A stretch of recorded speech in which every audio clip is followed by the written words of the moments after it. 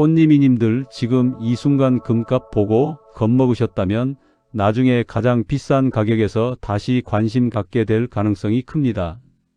요즘 금값 한번 크게 빠졌죠. 그래서 금은 위험하다, 끝났다 이렇게 생각하신 분들 많을 겁니다. 저는 20년 넘게 자산 흐름과 실물 시장을 분석해온 김도윤입니다. 현장에서 늘 반복되는 장면이 하나 있어요. 사람들이 가장 불안해할 때 나중에 보면 그때가 항상 출발점이었다는 겁니다. 제가 이 일을 20년 넘게 하면서 정말 많이 봤어요. 금값이 떨어지면 사람들이 두려워하고 금값이 오르면 사람들이 몰려드는 모습을요. 그런데 결과를 보면 항상 반대예요. 떨어질 때 산 사람들은 나중에 웃고 오를 때 산 사람들은 나중에 후회하더라고요.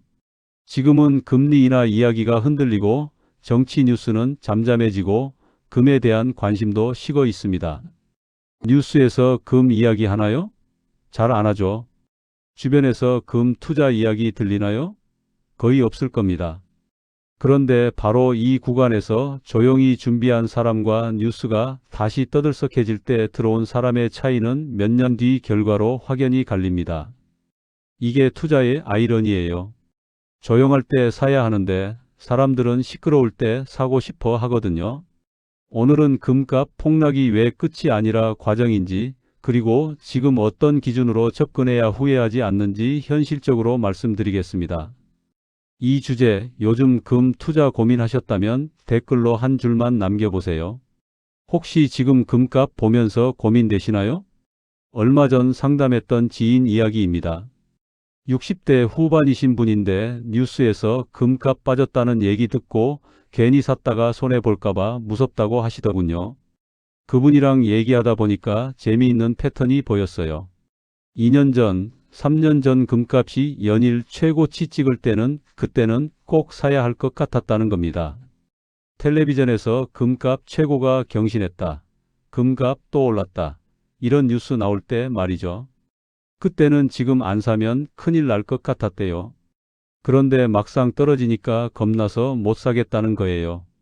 더 떨어지면 어떡하냐, 손해보면 어떡하냐 이런 생각이 드신대요. 이게 사람 심리예요. 오르면 더 오를 것 같고 떨어지면 더 떨어질 것 같거든요.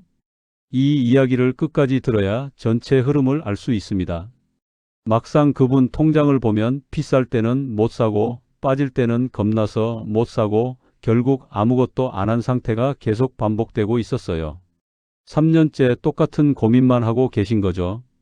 그 사이 금값은 올랐다 내렸다 했지만 장기적으로 보면 계속 우상향했거든요. 이게 개인 문제 같지만 사실은 대부분이 똑같습니다. 그래서 금 투자는 가격보다 타이밍보다 생각 구조가 더 중요합니다. 내 판단 기준이 뭔지, 내가 뉴스에 반응하는 건지 아니면 구조를 보고 판단하는 건지, 이게 핵심이에요. 이런 중요한 이야기 더 많은 분들께 전해지길 바라며 구독과 좋아요 부탁드리고 끝까지 보시면 왜 지금이 중요한 구간인지 분명해질 겁니다. 오늘 말씀드릴 내용은 꽃님이님들의 금 투자 관점을 완전히 바꿀 수 있는 중요한 지혜입니다. 마지막까지 보셔야만 진짜 핵심을 알 수 있어요. 이제 금값 폭락의 진짜 이유부터 짚어보겠습니다.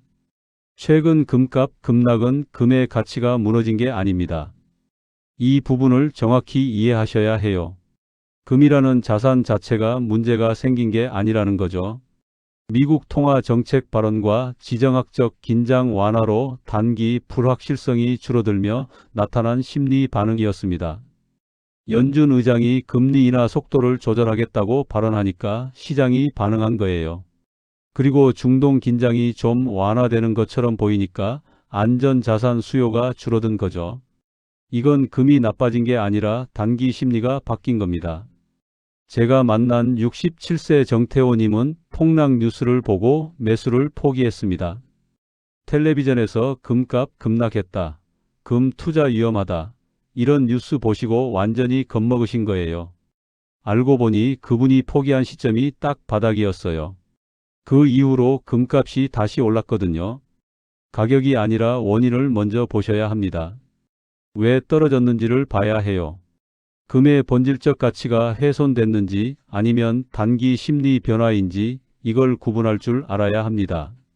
뉴스 헤드라인만 보고 판단하면 항상 늦습니다. 뉴스는 이미 일어난 일을 보도하는 거예요. 뉴스 나올 때 반응하면 이미 늦은 겁니다.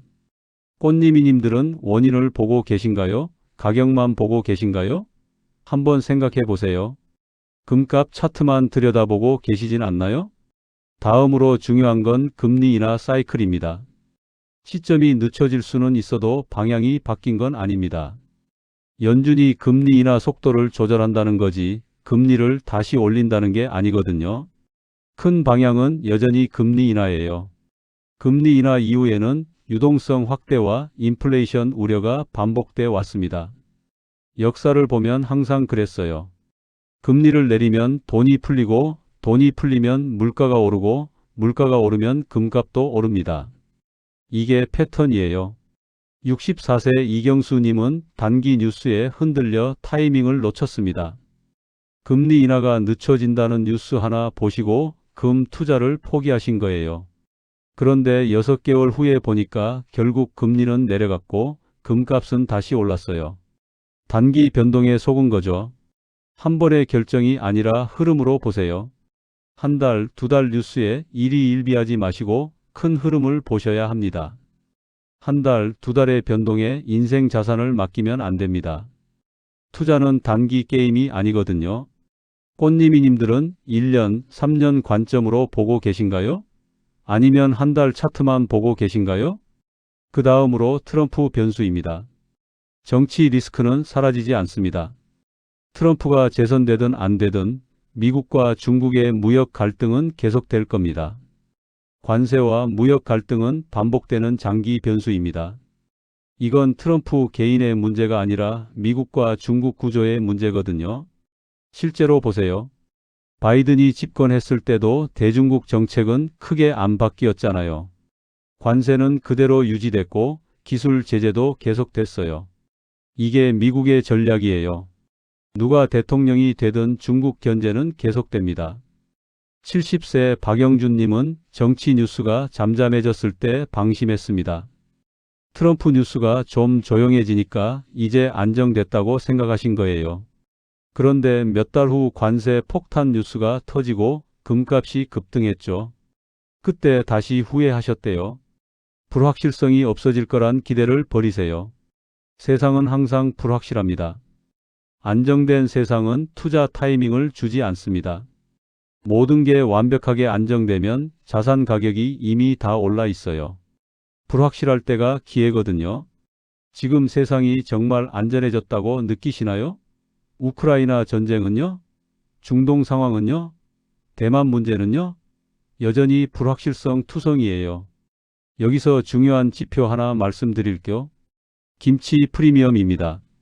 김치 프리미엄은 관심 지표입니다. 금에 관심이 몰릴수록 국내 가격은 웃돈이 붙습니다.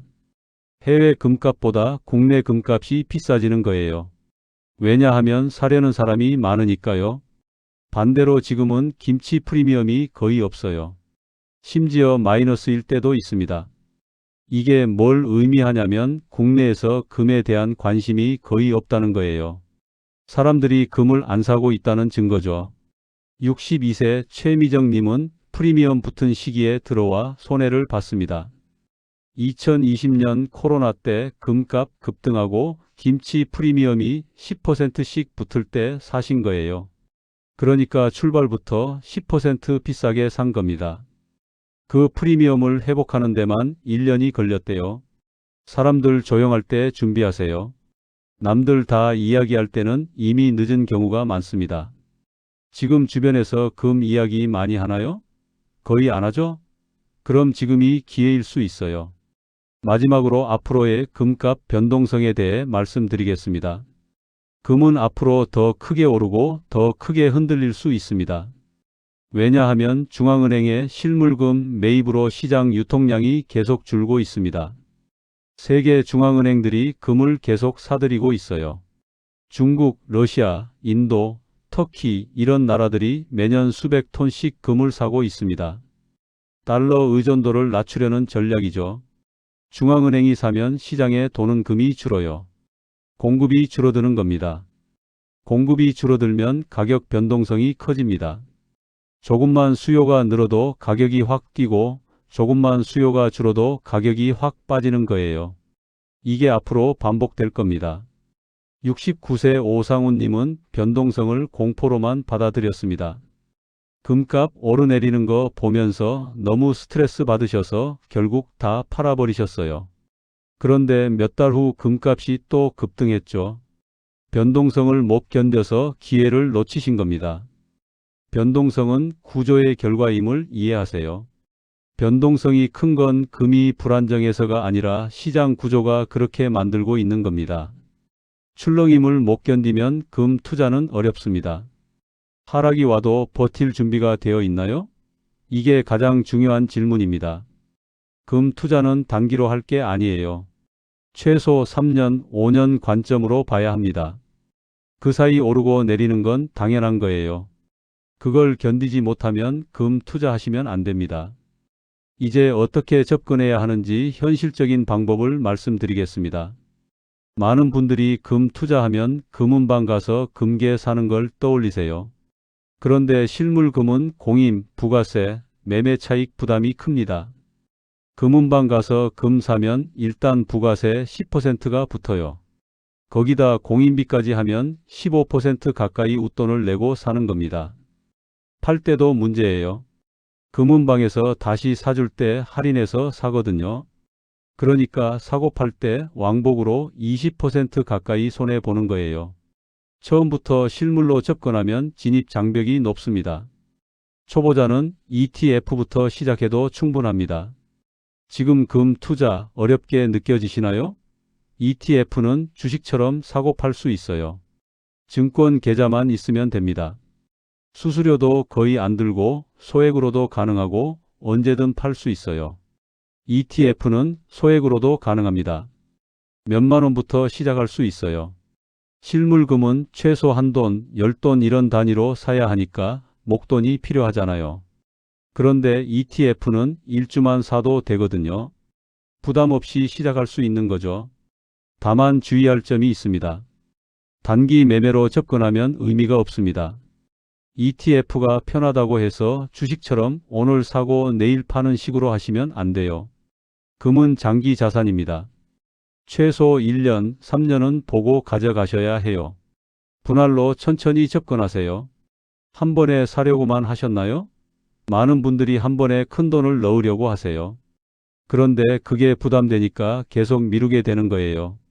차라리 매달 조금씩 사는 게 훨씬 낫습니다. 예를 들어 1,000만 원을 투자하려고 하면 한 번에 넣지 말고 매달 100만 원씩 10개월에 걸쳐 사는 거예요. 그럼 평균 매수가가 형성되면서 리스크가 줄어듭니다. 이걸 적립식 투자라고 하죠. 65세 윤성호님은 이렇게 하셨어요. 2022년부터 매달 50만 원씩 금 ETF를 사셨어요. 그 사이 금값이 오르기도 하고 떨어지기도 했지만 꾸준히 사신 거죠. 2년 후에 보니까 평균 수익률이 20% 넘게 나왔대요. 한 번에 샀으면 타이밍 잡느라 고민만 하다가 기회를 놓쳤을 거예요. ETF는 김치 프리미엄 영향을 거의 받지 않습니다. 왜냐하면 해외 금값을 추종하기 때문이에요. 국내 금 수요가 몰려도 ETF 가격은 크게 안 올라요. 프리미엄 붙은 실물 매수는 출발부터 불리합니다. 이미 비싸게 사는 거니까요. 전환 비용이 낮은 수단을 선택하세요. 나중에 다른 자산으로 옮길 수 있나요? ETF는 팔아서 현금화하기 쉬워요. 필요하면 바로 팔아서 다른 데 투자할 수 있죠. 그런데 실물금은 팔기가 번거롭거든요. 금은방 찾아가야 하고 할인도 감수해야 하고 또 하나 알아두실 게 있어요. 금은 계절성이 있습니다. 사람들이 많이 살 때는 가격이 이미 올라 있습니다. 통계를 보면 금값이 오르는 시기가 있어요. 보통 가을부터 연말까지 오르는 경향이 있고 여름에는 좀 약세를 보이는 경우가 많아요. 왜 그러냐면 인도 같은 나라에서 가을 축제 시즌에 금 수요가 폭발하거든요. 그래서 그 전에 미리 사두는 수요가 생기면서 가격이 오르는 거예요. 관심 없는 겨울과 여름을 활용하세요. 남들이 관심 없을 때 조금씩 모으는 겁니다. 지금이 관심이 많은 시기인가요? 아니죠. 지금이 오히려 기회일 수 있어요. 68세 강민수님은 여름마다 금을 조금씩 사셨대요. 3년간 여름에만 산 거예요. 그랬더니 평균 매수가가 낮게 형성됐고 가을에 금값 오를 때마다 수익이 나더래요. 마지막으로 중요한 건 비중입니다. 금은 전체 자산의 10%에서 20% 정도가 적당합니다. 전부를 금에 넣으시면 안 돼요. 금은 보험이에요. 위기 대비용이고 안전장치예요. 수익을 극대화하는 자산이 아닙니다. 예를 들어 자산이 1억 원이면 1,000만 원에서 2천만 원 정도 금으로 가져가시면 됩니다. 나머지는 주식, 채권, 부동산, 현금 이렇게 분산하시는 거죠. 이게 균형 잡힌 포트폴리오예요. 이제 마지막으로 오늘 이야기를 정리해 보겠습니다. 금값 폭락은 실패 신호가 아닙니다. 대부분의 경우 다음 사이클을 준비하는 과정입니다. 역사를 보면 금값은 항상 출렁이면서 장기적으로는 우상향해 왔어요. 단기 하락에 겁먹을 필요 없습니다. 잘못 접근하면 비쌀 때만 사고 떨어질 때마다 겁먹게 됩니다. 뉴스 보고 반응하고 주변 사람들 이야기 듣고 따라하고 이러면 항상 늦어요. 제대로 접근하면 조용할 때 준비하고 흔들려도 중심을 잡을 수 있습니다. 오늘 당장 할 일은 하나입니다.